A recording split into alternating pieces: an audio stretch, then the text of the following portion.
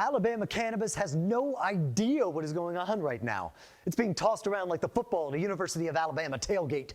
These guys have given out licenses 3 times, only to have to call a mulligan and do it all over again. Now they're parading applicants before the Cannabis Board like Miss America and her swimwear, so they can bat their eyes and tell them why they're the prettiest one in the room. The medical program was supposed to go live last year, right? But Alabama has been absolutely tripping over itself. It's been facing delays after delays, more delays than a debutante picking out a ball gown. These guys have passed medical cannabis 3 years ago, and they still haven't given out any licenses. They're on this never-ending loop of giving out the licenses and taking them back and doing it all over again. So back in 2021, when Republican-dominated Alabama passed medical cannabis, no one could believe it. The weed is bad wall is really crumbling. But we're seeing this in Ohio and Wisconsin. Republicans just can't seem to get marijuana off the ground.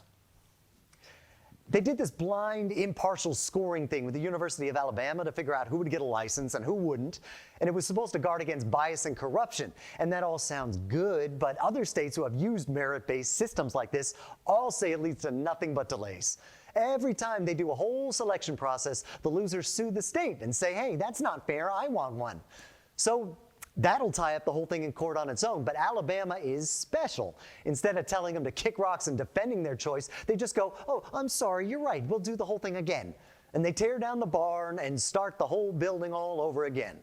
On this last go, everyone gets to strut their stuff across the stage and make a little presentation to win hearts and minds.